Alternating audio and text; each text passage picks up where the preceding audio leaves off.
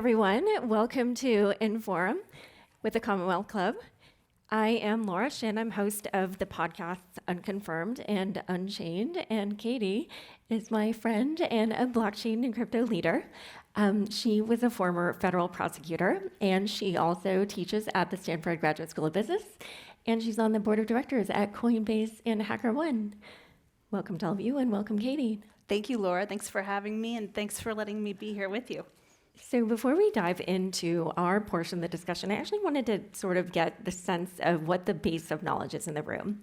So how many of you feel like you know what Bitcoin is? Okay.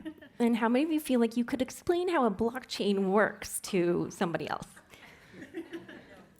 Wait, let's see. The lights are bright. I want to see how many hands went up there. Yeah, it's maybe like 15% or 10%? Less, maybe, huh?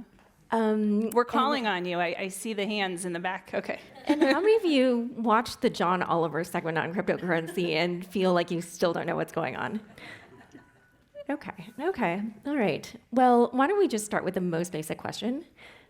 What is Bitcoin? Well, that's very basic, right? No, I think, here's how I think of Bitcoin. I think of Bitcoin as digital money for the internet. So let me just repeat it again. Digital money for the internet.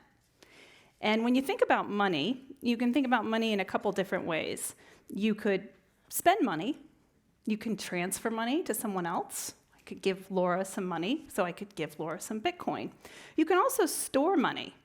Think about gold there. So I think Bitcoin is digital money for the internet that you can spend or transfer, like digital cash. But you could also store it, like digital gold.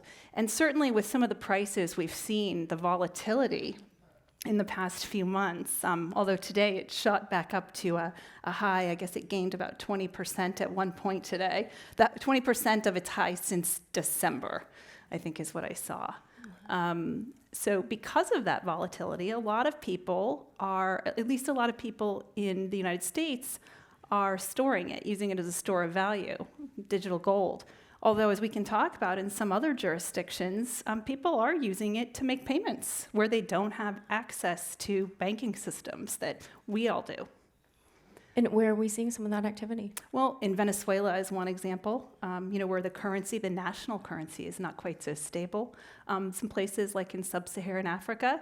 I think, Laura, you've done some interesting podcasts. I'm thinking of the podcast you did with Roya, where she couldn't have access to a bank account in Afghanistan. So that's how she learned about Bitcoin. Yeah, I'll tell this story briefly for people. This woman, Roya Maboub, she was one of Time's 100 most influential people and is a serial tech entrepreneur. And one of her businesses was like a little blogging platform, and she needed to pay the contributors, many of which were women. But I guess culturally in Afghanistan, a lot of women don't have bank accounts, or if they do, then when they would get the money, maybe their families would take the money away from them. So they eventually decided to start paying them in Bitcoin. And the women were set up with wallets and then taught how to use the wallets. And this one woman, I guess she had an abusive husband, and she eventually saved up the Bitcoin she was earning from this service and then divorced him. So, that just shows you, like, this was very empowering. But, in a place like in the US where we have really good financial services, you might not kind of understand what the impact of Bitcoin could be. But in this kind of place, it was very different. So let's also then. So we've just been talking about Bitcoin, which is just sort of. Can I add to Bitcoin? I'm sorry, because I want, before we move on, just about back to Bitcoin. I did want to say I think of Bitcoin as like what I think of as 3 Ds when I think of D like dog. When I think of kind of some of its characteristics. So can I just? Yeah. We already said digital, right? It's the first scarce digital asset. Okay, so digital. It's also decentralized. So it's not controlled, you've probably heard this, it's not controlled by a government, it's not controlled by a central bank, it's just decentralized. And think about in the days of email. Before email came along, if we wanted to send something to someone, that piece of mail would go through the post office. It would go through a central intermediary. And with Bitcoin, when I say it's decentralized, I mean that you can send it to another person without going through an intermediary like a bank. Just like now, you can send an email to someone without going to the post office, or with your communication doesn't have to go through that intermediary post office. The third D is it's deflationary. It's a finite supply. So only 21 million Bitcoin will ever exist. It can't be added to. And this was the design that the person who invented, or persons who invented Bitcoin, the moniker is Satoshi Nakamoto. And he wrote a white paper in 2008 setting forth his vision of Bitcoin. And so this supply is limited. Now, one question that I always get is, and from very educated, smart people, they say, well, I'm going to wait until the price goes down a little to get some Bitcoin because I don't have enough to buy one whole Bitcoin. And the thing about Bitcoin is it's also divisible, so another D, to the 8th decimal point. You don't have to own a whole Bitcoin. If I wanted to pay Laura something, I don't need to pay her 1 or 2 Bitcoin. I could pay her a small fraction of Bitcoin. So those are just some properties I wanted to get out there before we moved on. Yeah, so I think Bitcoin is the cryptocurrency that most people know about. It was obviously the first. It was the one that set this whole entire craze in motion. But there's a whole entire class of actually what they call crypto assets. But let's just actually talk about cryptocurrency. How would you define that for people? So again, Bitcoin was one of the first, or was the first, although I want to point out that even before Bitcoin came about with this white paper in 2008, we had things like e-gold. So there were some kind of digital systems that people were looking at. But with cryptocurrency, I think of them as, I actually call them crypto assets, because when you think about what currencies are, they're things that are being used readily to buy and sell things. And I think most of when I think of cryptocurrencies, I don't think they're there yet. So Bitcoin is one of the most popular. Other ones, how many in this room have heard of Ethereum or Ether? Okay, so a decent amount of people. Ether is another. What about Litecoin? Okay, so people think of Litecoin as digital silver, whereas Bitcoin would be digital gold. They all share, all of these cryptocurrencies have slightly unique attributes. Litecoin is supposed to be cheaper for payments and faster than Bitcoin. Then you have some other crypto assets, things like Zcash and Monero.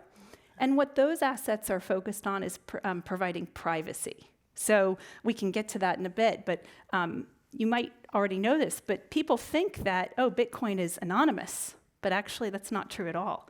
It's pseudonymous, so you can ultimately figure out, if you're the government, who owns what wallets, oftentimes. Things like Zcash and Monero are kind of privacy-enhancing cryptocurrencies. And there's one other thing that I wanted to just kind of lay out for people so we, fully define what this is. But a lot of people say, oh, I actually think the money I deal with, like PayPal and Venmo, is digital. How is this different? So PayPal and digital and online banking, for that matter, if you make a transfer, you might think you're moving money. But actually, if I were to make a Venmo transfer to you or a Venmo payment to you, it's not actually physically moving the money then and there. Rather, it's a digital veneer on an age-old system called double entry bookkeeping. And so it's really, again, just a digital veneer. Our banks have to go reconcile and settle up in the end. And anyone who's ever made an international wire transfer knows that, first of all, can take some time. B, it's expensive. It's also not very transparent, and it's certainly not instantaneous. Because again, the banks have to do reconciliation at the end, or these digital systems, PayPal, Venmo, have to do this reconciliation process. Whereas if I was to send you a Bitcoin, we'd be able to go to the ledger, the Bitcoin ledger, which we'll talk about, that's the blockchain. We'd be able to go to that and see this transfer occur. And so that's really quite revolutionary. If you think about international wire transfers, they can take well over a week. I mean, in this day and age, it's still amazing to me that it's cheaper and faster to FedEx a box of cash to India, for example, than to make an international wire transfer. Now, don't do that because that happens to be illegal and against federal regulation. But if you were to do it, it would still be faster and cheaper than sending an international wire. And that's because of this digital veneer. So let's then discuss what is a blockchain. So a blockchain, let me try and illustrate a kind of picture in your mind. I think of a blockchain as a massive shared ledger, kind of a shared global database that includes all of the transactions that have ever happened in the Bitcoin network. Right now, I'm just talking about the Bitcoin blockchain. We'll get into some other blockchains later. But it's this massive database that anyone can go look at and see what transfers were made in Bitcoin. And again, it's public. So it has, there's some audibility to it, which we can get into. But it's decentralized. And this is very important in blockchain and Bitcoin architecture, this decentralization. This shared global ledger is spread out among thousands of computers all over the world. Okay? Now, if you picture a vault holding this, let's say that you had one ledger and you had a vault holding it. If someone broke into that vault, they could erase some of that ledger, put in, a different number. They could alter it if it were just centralized. But now think of, again, I told you thousands of computers. Think of all of those as individual vaults, and they all hold copies of this same digital ledger.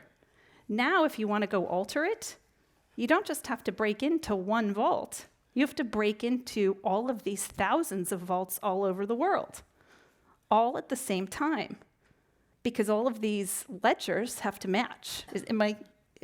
Do I have people? Are you following me? Because I think these are very, very complicated topics, but I do think of this one vault system versus thousands of vault system. And why I tell you this is that makes it very secure, this ledger, because these copies reside, this global ledger reside all over the place in these individual vaults. So that's a real piece of the architecture that makes it very secure. It's also very trustworthy, because not anyone can just go update that ledger. We'll get into the process, I think, later by how this ledger gets updated. But through I always call it cryptographic wizardry. Through cryptographic wizardry, this ledger gets updated in a way that is accurate. And then it's maintained all over the world, decentralized. So it makes it very hard to tamper with. So that's how I think of a blockchain.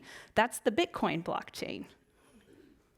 So obviously this, is getting us into the weeds and kind of, lifting the hood. But the thing is that as technical as this might sound, or as kind of difficult as it might be to follow, it's actually enabling some really, really interesting things to be possible in the world that just were not possible before. So we're going to give you a few examples of what that looks like. What are some ways in which, or things that are possible now with blockchain technology that were not possible before? So first of all, let's just take a minute and say when I was just describing to you the Bitcoin blockchain, which also people refer to as the public blockchain. That's different. You'll now hear people talk about blockchain technology. I think when you're asking about different use cases and what could be possible, we're talking now about blockchain technology, not necessarily with the Bitcoin blockchain. And if you want to we're going to give you some terms before you leave here tonight, so you'll be really down with some lingo. I'm going to give you the first right now. It's called DLT. How many of you have heard of DLT? Okay. I heard someone whisper it, but I didn't see a hand. Distributed ledger technology. Whoever said that, that's exactly right. And this is distributed ledger technology. The difference or the interplay between blockchain and distributed ledger technology is that blockchain, the public Bitcoin blockchain, is a form of distributed ledger technology. But there are other kinds of blockchains that aren't the public blockchain. So for example, think of it like the intranet and the internet. You could have permissioned blockchains, private networks, where certain parties who already trust each other are sharing a ledger. And that's different from the public blockchain. So I just wanted to kind of throw that out before we talk about some of the use cases. But the use cases are really far-reaching, and I think this is one of the really exciting things about this technology. One example is, again, this distributed ledger technology, not necessarily the public Bitcoin.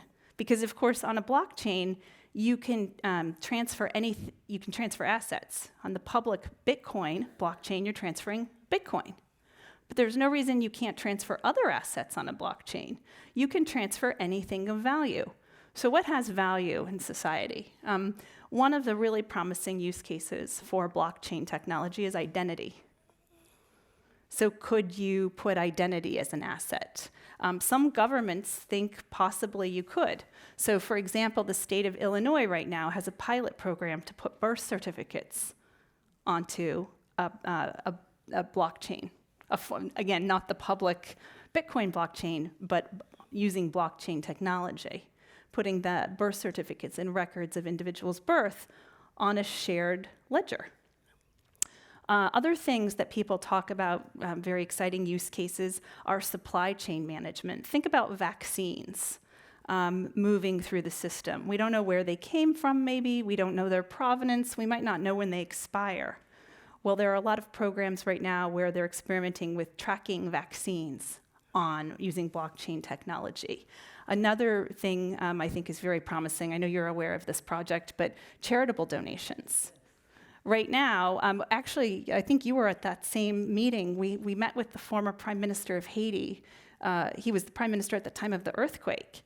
And he reported that the Red Cross took in $500 million of aid that they couldn't account for.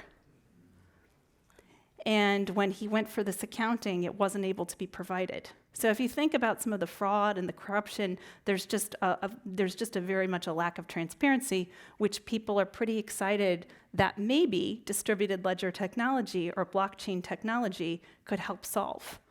So these are just some of the use cases. I could actually go on and on because there are many more that are talked about. And some of these are just ideas, right? And people say, oh, well, that's not possible. I don't know if you want to address that now or. Well, the one thing I wanted to add was that same person, Laurent is his name, the Prime Minister of Haiti, or the former Prime Minister of Haiti. He said that in the earthquake, there was a building with all the records of, whatever it was, birth certificates or something. And it. Land registry, too. Right. And it collapsed, or I don't know, basically all the records were destroyed. But imagine if all of those were held on a blockchain in the cloud in this tamper-proof fashion, then that would be very powerful, and that would have been unaffected by that natural disaster. But now that we've kind of given people an idea of how this can be applied, let's talk about how a blockchain works. Okay. Now we're going to go back to our Bitcoin blockchain because that's our best example to illustrate how it works. So let's break down the term. So 2 words comprise blockchain, right? Block. And so what is a block? A block is just a group of transactions, of Bitcoin transactions that are all grouped together. And every 10 minutes, a new block of so a new group of transactions is verified on the Bitcoin network and attached to the prior block. And when I say attached, I mean chained. So there's the second word, blockchain. So a group of transactions that's attached to another group of transactions in a chain-like fashion. And one of the interesting things about the Bitcoin blockchain architecture, well, there are a lot of interesting things, but one of the really unique aspects is that that new block has some data from all of the prior block, and it's called a hash. And I don't want to get too down in the weeds, so I just like to think of it as data. So on that new block, it has some data from prior blocks. And I think of it as almost DNA. The new block almost inherits some DNA of the prior blocks. And why that's significant is, again, for reasons concerning the ability to tamper and to trust this ledger. And it's because it would be really hard if you wanted to go back and change this ledger, because all of these blocks relate to each other. They have some they have data in them. And Laura, I think you're really good at explaining the hash function here, but the concept is just each subsequent block has data from prior blocks. Yeah, and so if you try to change some transaction 10 blocks back or something, everybody would know because the chain would then be broken. It wouldn't, basically the math equations that kind of link them all together and prove that they are still linked, they would show that they were no longer linked at, some point. So that's basically how the ledger is shown to be secure. You can kind of prove it essentially mathematically. So let's talk about mining, which I'm sure is something a lot of people have heard about, and it's a really important part of how a blockchain does work. So what is that? I think one of the things about mining that throws people off is it's like mining. We think of mining gold or something. Well, it's not really mining. Another way to think of it is the process by which the blockchain is secured. So if whenever you hear the word mining, just in your mind think, oh, the process that secures the blockchain. I think sometimes that helps. At least it helps me. So again, it's the process by which the blockchain is secured, and it rewards those who are doing the securing. And when I say those, it sounds like I'm talking about people. In this day and age, I'm really talking about computers and computing power. But we can think of them as people also because people own these computers. And so how it works is basically you have, again, I talked about that decentralized network of computers spread out all over the world. And how it works is that these computers engage in basically a gigantic race to solve a really complicated math puzzle. And this is what I was talking about cryptographic wizardry. But it's a very complex math problem. And these problems get, by the way, harder and harder. And the first computer to solve this puzzle, this math puzzle, two things happen. One, they get the right to add the next block to that chain that we talked about. They also get rewarded financially. They're incentivized to perform this math computation. And they get rewarded in the form of Bitcoin. This is called a block reward. Okay? And so they think they're doing this great thing. They're getting money for solving a math problem. But in the process, they're adding another block to the chain, verifying transactions, and thus securing the network. Do you have anything to add about mining? Well, I think the only thing that I would add here is that one other thing that's fascinating about Bitcoin is the way that they incentivized people to join the network was that when the software was first released, it was dispensing 50 new Bitcoins every 10 minutes. Then after 4 years, that went to 25, and now it's down to 12.5, and then we'll keep going until we reach the 21 million limit. But the point is that, it was sort of like trying to get people onto the network earlier rather than later, right? By dispensing more of them. And so you would want to join before the block reward got halved, as they call it. Right. The halving events happen every 4 years. And so, as you mentioned, this got people on the network. And of course, 25 Bitcoin back in the day wasn't worth all that much, ironically, at the time. But now it's worth a whole lot. And so the price obviously fluctuates. So the actual fiat currency value of the block reward also changes. Yeah, the economic system of Bitcoin is so fascinating to me because I definitely think it's one of the first instances we've seen of just kind of this little mini economy that it's created where it's like incentivizing all these behaviors. And as one of my other sources always says to me, what's so interesting about it is that often when you get people who don't know each other and you're trying to incentivize different behaviors from them, they don't always do the thing that will like create an optimal good for the group. But Bitcoin is one of those first instances where people don't have to trust each other, and yet a social good comes out of the way that they've been incentivized. But speaking of kind of social goods, we've heard a lot about hacks in crypto. Have any blockchains been hacked? How can they be hacked? Well, so my answer sometimes differs here than some other members of the crypto community. And that's because I spent over a decade as a federal prosecutor, and I prosecuted some pretty big hacks and cybercrimes, so I'm never going to tell you anything can't be hacked. I think a lot of people in this community would tell you the blockchain is unhackable. I won't make that claim. But I will say it's pretty darn secure and trustworthy. I would bet money that it wouldn't be hacked, but I'm still not going to sit here and tell you it's not possible. When you hear about hacks, and oftentimes, not journalists like yourself, Laura, but some other journalists will report that the blockchain was hacked, and it's actually factually incorrect. What they mean was that an exchange, a cryptocurrency exchange, was hacked. Again, because, see, remember, the blockchain is decentralized. So again, getting back to that notion, it would be really, really hard, if not impossible, to hack it. Exchanges are centralized. It's a centralized single point of failure. And just like we see all kinds of central points of failure being subject to hack, whether it's Equifax or whether it's OPM in the government, cryptocurrency exchanges, or whether it's, by the way, financial institutions, traditional financial institutions, cryptocurrency exchanges aren't any exception. And one of the first really big ones was the hack of Mt. Gox. How many of you have heard of Mt. Gox? So Mt. Gox was a cryptocurrency exchange, came to be based in Japan, although at some point it had some roots in San Francisco. But it was based in Japan, and it suffered several hacks. And at the time, it was a lot of money. It was about $500 million hacked. However, that number would be so much more today, because at the time, I think that was in 2014, 2015, I guess, Bitcoin was not worth nearly as much as it is today. And about 850,000 Bitcoins were hacked in that series of hacks. So if you think about today, value of Bitcoin is around $8,000 a coin, I think it got up to today. Times that by 850,000. Another exchange was hacked was Bitfinex, 120,000 Bitcoins, which again translates to hundreds of millions of dollars, I guess. I don't want to do the math in my head, but and this continues. Coincheck was an exchange in Japan where it wasn't Bitcoin that was hacked, it was another cryptocurrency called NEM. NEM was hacked to the tune of, I forgot, $500 million, I believe. Something like that.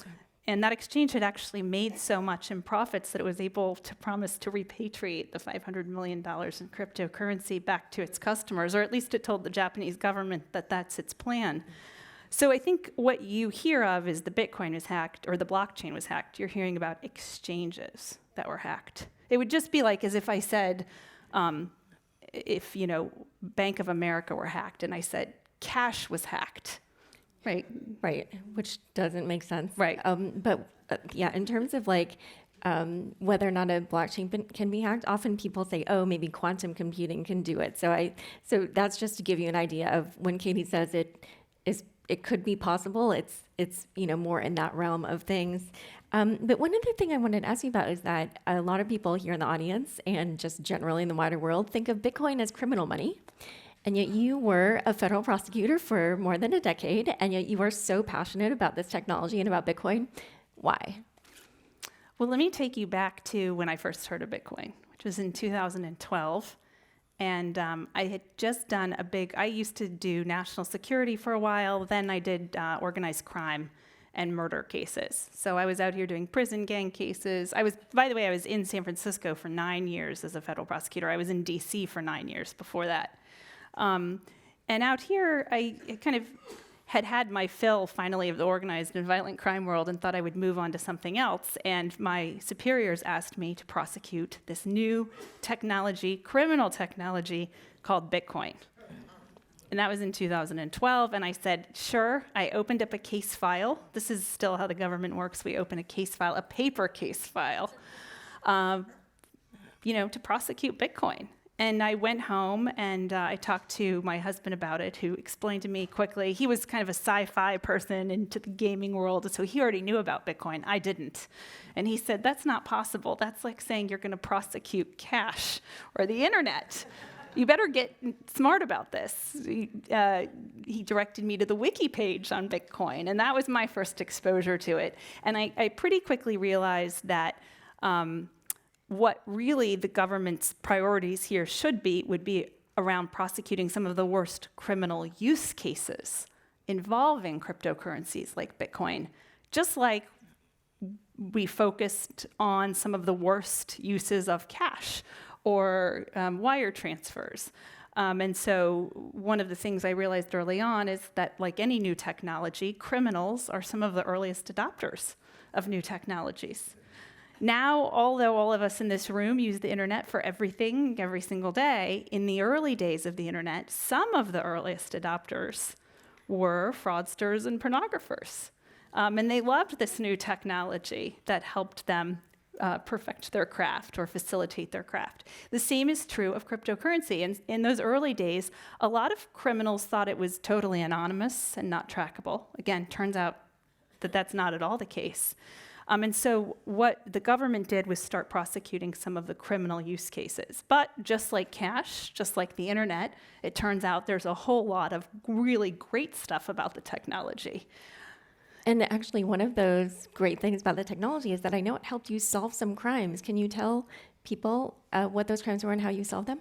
Sure, I can, well, say a couple of them. Some of them are still under seal, so maybe you'll read about them someday. But some of the earlier ones I did was, how many of you have heard of Silk Road? Oh, a lot of people in this room have heard of Silk Road. So, which was an online darknet marketplace where you could buy everything from fake identification to drugs and other things. And whether you consider it a libertarian paradise or whether you consider it a criminal enterprise, the government considered it a criminal enterprise and was hard at work trying to find out who was the mastermind behind the Silk Road, who was running it. So there were two teams on the East Coast of federal agents trying to find out who was Dread Pirate Roberts, or the mastermind behind the Silk Road. Well, it turns out that some of the federal task force members on one of those task forces were themselves really corrupt. And when I got a tip as I was here in San Francisco, and I thought, oh, typical San Franciscans, they think the government, it's always a conspiracy theory. Of course the government's corrupt. Of course there's a dirty agent on the payroll. So I took it with a grain of salt, but I looked with some agents, well, actually not many agents, because one thing that most federal agents don't want to do is investigate other federal agents. And that's where this thing called the blockchain came in, because it's public. You can go look on it on the internet and see some transfers that are going on. And I'm simplifying things now, but it was very important to have this public database.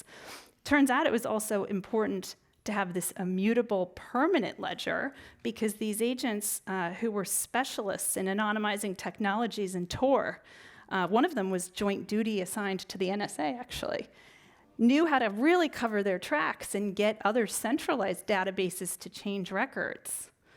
And they could not change the transfers that happened on the blockchain. And long story short is one of them was stole about 21,000 Bitcoin from the Silk Road and made it look like the Silk Road administrator had done that, causing a hit to be put out on his life. In any event, we were able to bring charges, and that agent went to prison. But what we didn't know was there was actually another agent who was also engaged in this kind of same behavior on that task force. And the blockchain allowed us to see the patterns of these two people were very different. So it encouraged us, I guess, to keep looking, because we knew we were dealing with more than one person. So that's one case. And I always say, and it's very true, without the fact that they used Bitcoin and blockchain technology, we never would have caught them. And that I do believe that. Another case was, the Mt. Gox hack I mentioned. It turns out that another exchange that was based in Russia, BTCE, which was unsealed, the indictment was unsealed last summer, some of those coins that were hacked in that Mt. Gox hack that I mentioned, some of the 850,000 Bitcoin, about 500,000 of Bitcoin we were able to trace, again using the blockchain, to this other exchange, BTCE in Russia, and laundered through there. And using the MLAT, treaty power and all kinds of other investigative techniques, we were able to follow that to certain people's bank accounts. So that case we solved using the Bitcoin blockchain trail. So as we've seen, governments find this technology very useful, but I think there's some other ways where they might find blockchain technology useful. What are those? Well, I think anywhere. Well, let's talk first about actually not in the U.S. Because I think there's some interesting stuff going on with governments using this technology not in the United States, although certainly the United States government is also looking at this technology. But Dubai has stated that it will be the first blockchain-powered government by the year 2020. And so what Dubai will do is they're going to put all of the business licensing applications on using blockchain technology, so on distributed ledgers, visa applications, and what else? There are a few other things. So land registry records, and a few other kind of basic civil service kind of civic services, I guess, they're going to be putting onto this distributed ledger system. And they've estimated that it will save at least 25 million man-hours and countless billions of dollars per year. And that's Dubai. So that's kind of, they haven't done this yet. And in many ways, I think it will be interesting to see what some of these countries are able to do when we can kind of borrow. The US government could borrow from that. Although the US government is engaged in its own kind of studies and pilot programs, the Postal Service just announced that they're going to be piloting a blockchain program. I mentioned that the state of Illinois is piloting a program to put birth certificates on the blockchain. And I think anything that where you think you could improve efficiency, where there's a greater need for transparency, and where there's a lot of fraud, waste, and abuse. And it turns out there is a lot of fraud, waste, and abuse that goes on in government services, unfortunately. And so I think that there are a lot of different ways you could use the blockchain. Now, again, I don't want to make it sound like this is just this miracle technology that can replace everything. The fact of the matter is there's a lot of infrastructure and a lot of structure that needs to be built. And in this way, think of it like the early days of the internet. Like someone said, we're on the dial-up days still. And if you would have said you could stream Netflix videos and download photos to you in 1994 on the internet, you would have thought they were crazy because, remember, do those of you in this room remember those dial-up noises that your modem is connecting? Couldn't even barely download an email. And so this technology is also in its kind of infancy right now. And all of those structures need to be built out. And a lot of really talented developers and engineers and computer scientists are working on these projects now. Yeah, and just to, again, underscore this point about sort of where we are versus where we might someday be, one stat that you always mention to me, that just blows my mind, is that in the US, I guess, there's 14,000 different legitimate birth certificate forms or something Yeah, like that? this is like, this always makes people doubt me, and then I tell them, go look online and Google Health and Human Services Inspector General Report years ago. Still nothing's been done about this.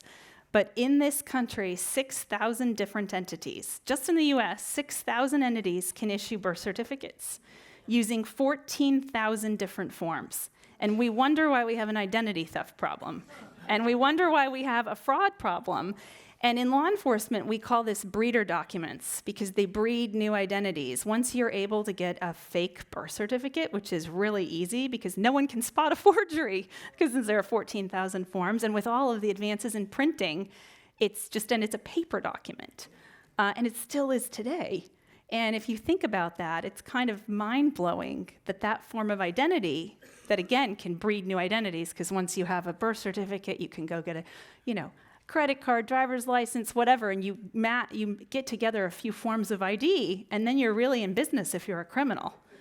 And so I think identity systems is one area where really our government should really actively, I think, be exploring use of blockchain technology. People say, well, is that secure? And I say, well, birth certificates are public records, and certainly the current system isn't secure. Yeah, so let's move into something a little bit more futuristic. We did talk about Ethereum before. Let's describe what that is for people who don't know. Okay, so Ethereum is a platform, a computing platform. Again, decentralized. Here's the big buzzwords of cryptocurrency and blockchain is decentralization. It's a decentralized computing platform for smart contracts. Now, who knows what smart contracts are? Okay, I see just a couple hands. Do you want me to explain smart contracts? Yeah. Or? So think of a contract, you have your paper contract, right? And it's a set of promises. And if someone doesn't live up to those promises, you hope they do, and usually they do. And if they don't, your recourse is to go to court, I guess, which isn't much recourse these days because it takes a while to get there and it's very expensive. Think of a smart contract as a set of promises in a digital form, a digital contract but that contract is programmed upon the completion of certain conditions to execute transactions. So in its code, it will execute certain transactions when certain conditions are met. We can talk about one example is that people always use is escrow agents. So in this way, smart contracts, some say, will really remove middlemen, even lawyers. So from the equation, but escrow agent is a great example because you have to have this trusted middleman or third party for the title transfer and the funds transfer, unless those things could happen simultaneously through a smart contract. So basically how I think of, and we'll get to Ethereum, because the currency of smart contracts, I think of it as highly programmable money. You can program your money to go somewhere else when something happens.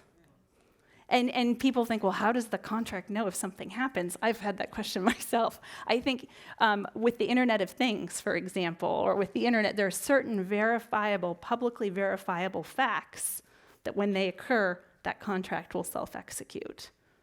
And so that's a smart contract. So when you ask about Ethereum, Ethereum is just the platform, the decentralized computing platform for smart contracts. And in order to use that platform, you need, just like if you're a car, you need gas. To use the Ethereum computing platform for smart contracts, you need gas too. And that gas is called Ether. And Ether is another kind of cryptocurrency. So we're going to start questions in 5 minutes. So I just wanted to get people thinking. If you have any questions, you might want to get them ready and also go stand back near the mic, which is near the door back there. But we're going to keep talking about Ethereum. Okay. Why don't you give maybe some examples of what people can do with Ethereum? Well, there are examples that I can talk about, which is what people say you'll be able to do with Ethereum. Right now, it's really still in early days. So I told you that Bitcoin was conceived of by Satoshi Nakamoto in 2008. Ethereum was conceived of by a young guy, I'll call him a kid, because in my opinion, he's a kid named Vitalik Buterin. And it launched in 2015. And he wrote a white paper. He had studied Bitcoin. And he thought he would improve upon Bitcoin to make it highly programmable, so a cryptocurrency that was highly programmable. And so in 2015, Ethereum launched. So Ethereum is newer than Bitcoin, and there are things that are said that we could do with smart contracts. I'll give you a couple examples, but I want to be clear, they haven't yet executed.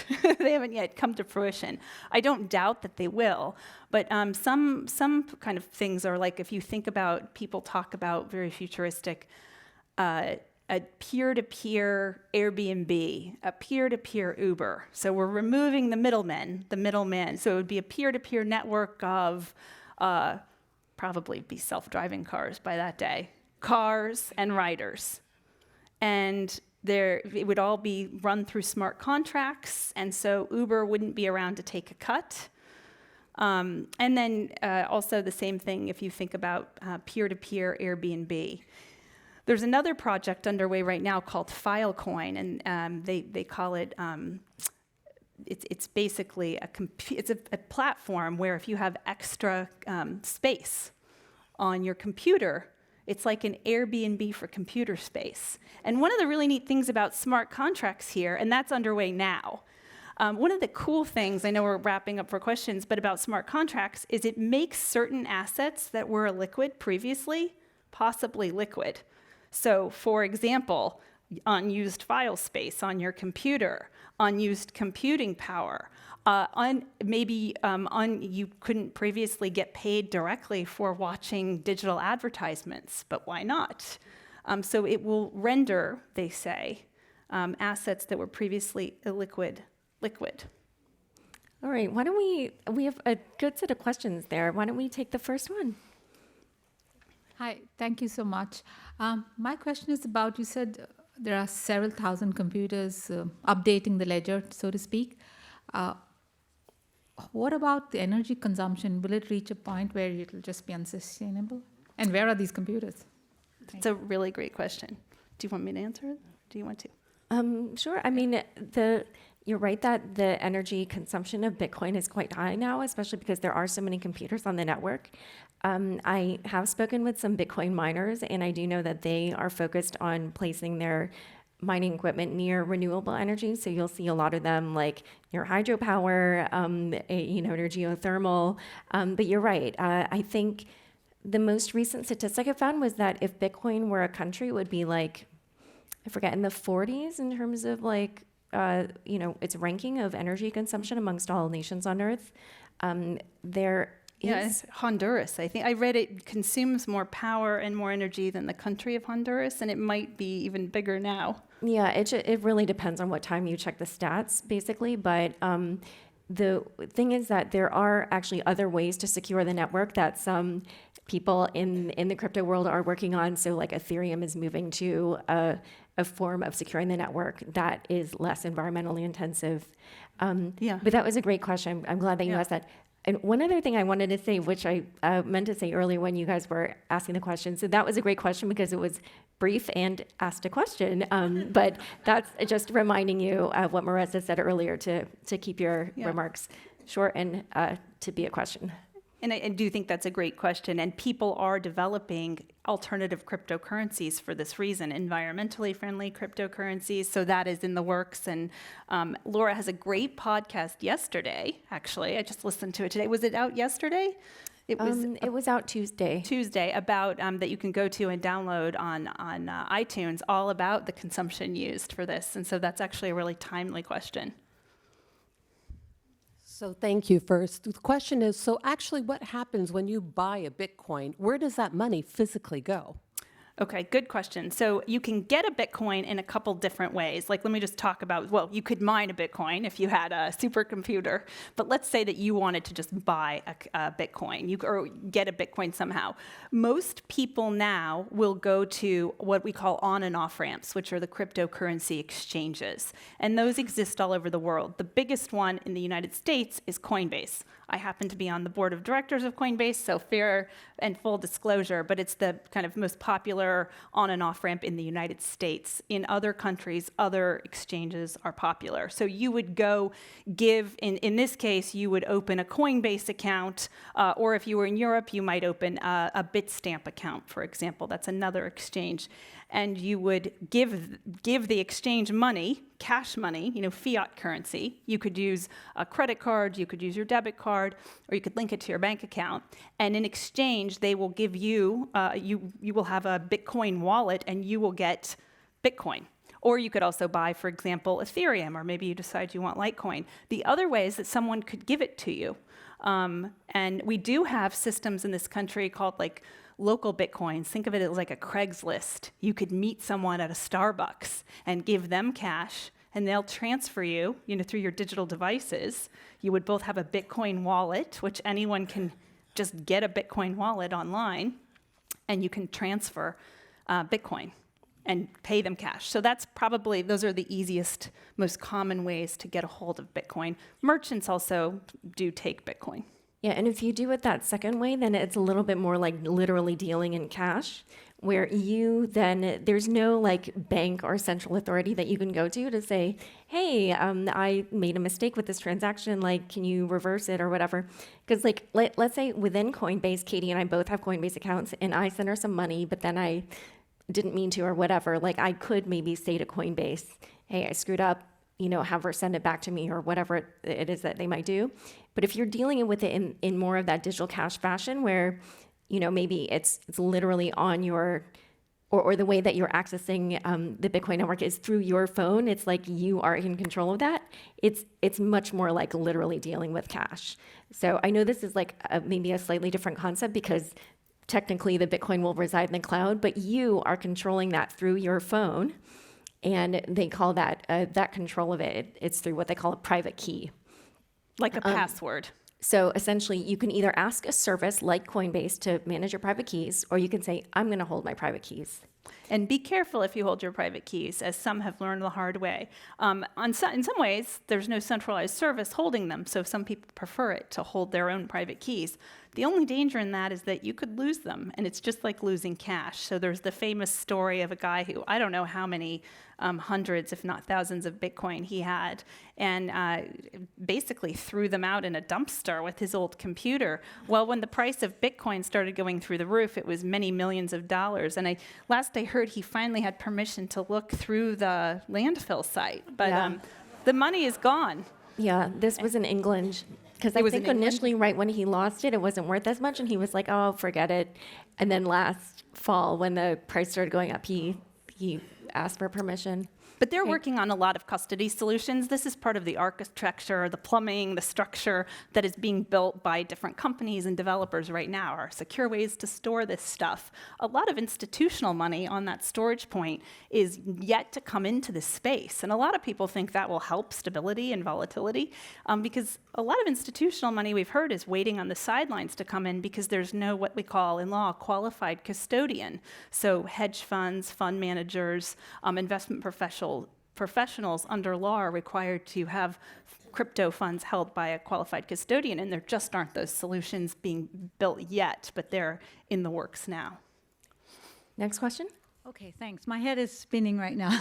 But my question was sort of like, how do you spend it? I read a story one time that this couple was traveling around the world and they only wanted to use Bitcoins. But companies or stores or hotel, they have to sign up for this. So you could only go to places that are signed up to have Bitcoin exchanges. Is that correct?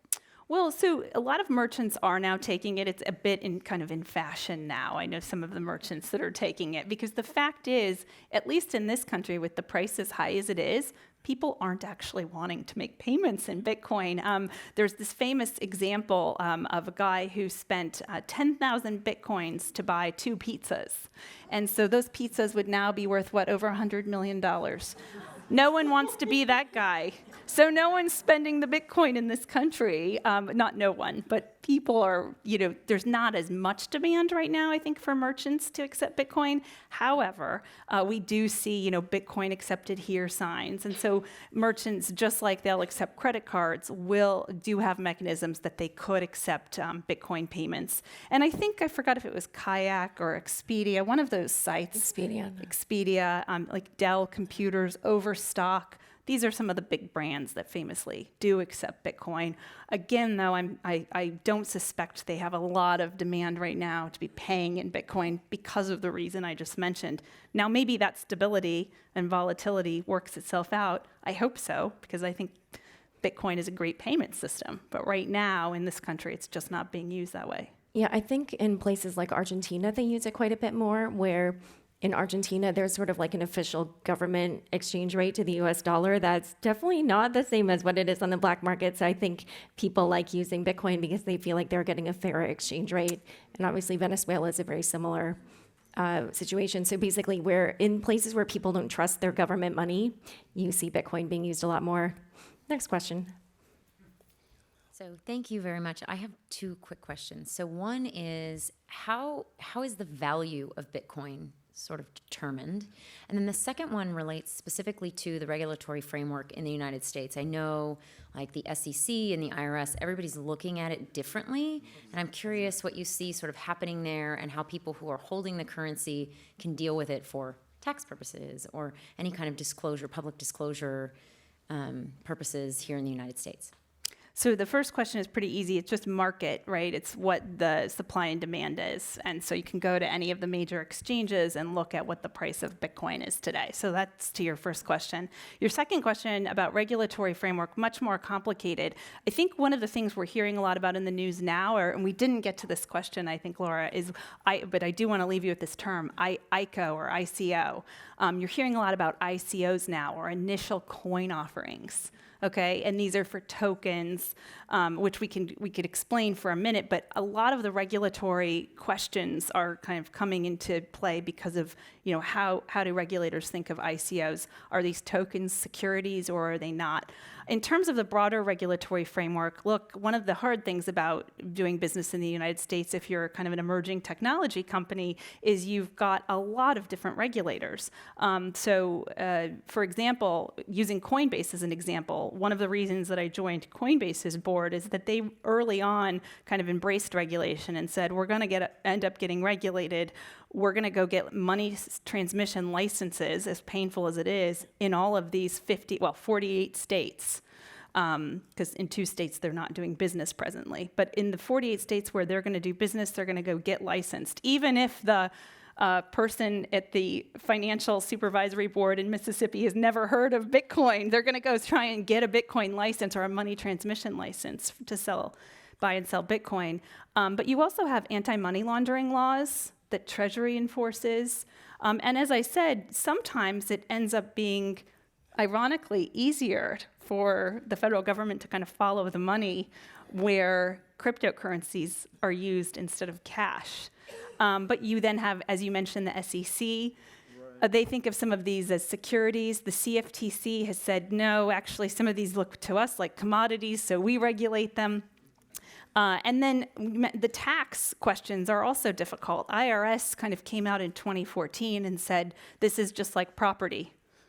So account for it as you would property. Now that becomes really complicated if you start using Bitcoin as a payment mechanism.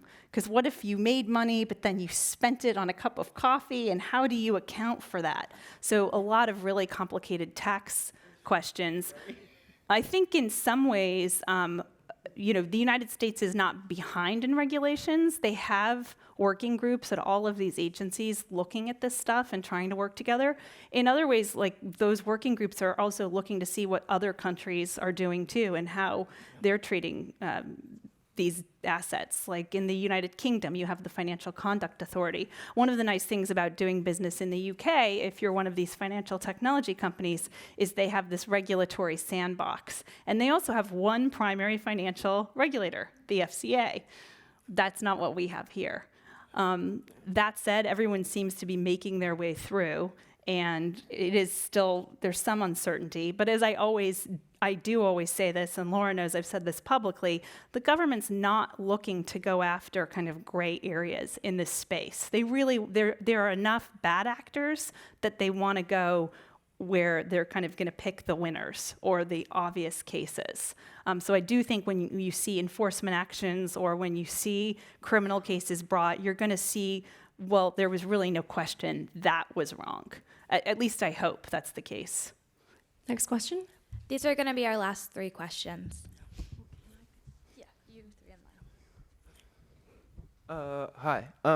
So I'm also a Coinbase user, and there was a lot of commotion and market disruption over the last Bitcoin fork. So I was wondering, can you explain forks? Why does a currency fork, and how do forks affect the crypto market as a whole?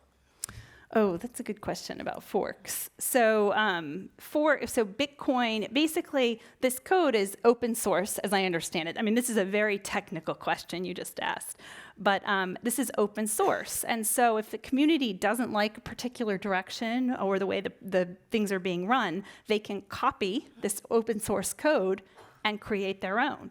And so that's what happened in Bitcoin. And Bitcoin forked, and what split off was called Bitcoin Cash. How do you think of the question about forks? So there's multiple ways to do forks, but the way the Bitcoin Cash group did it was they did it in such a way where anybody who held Bitcoins on the day that they forked, which was August 1st, 2017, would receive the equivalent number of Bitcoin Cash. So if you had 5 Bitcoins, now you suddenly had 5 Bitcoin Cash. If you had 25, you had 25 Bitcoin Cash. And what happens then is essentially, because these are kind of ideological and very politically motivated things, what happened right after that was that a lot of the pro-Bitcoin people got super angry and they were dumping or selling their Bitcoin Cash.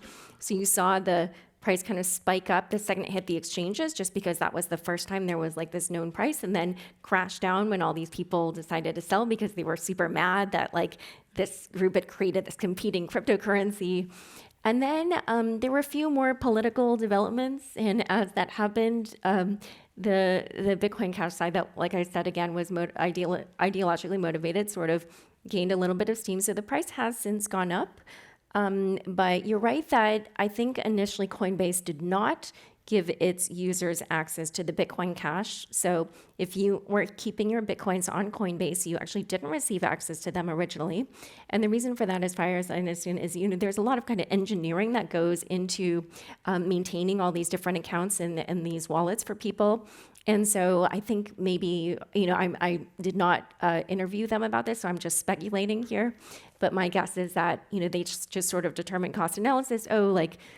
We don't think that there's going to be great demand for the Bitcoin Cash. They ended up being wrong about that. There's this really funny chart you can see online where you literally can see that the number of users of Coinbase dropped down before the fork because people knew that if they were not in control of their private keys, that they would not be able to access their Bitcoins in Coinbase. So literally they lost like half of the number of Bitcoins that they were keeping, which is crazy. I'm sure that was not a happy day there.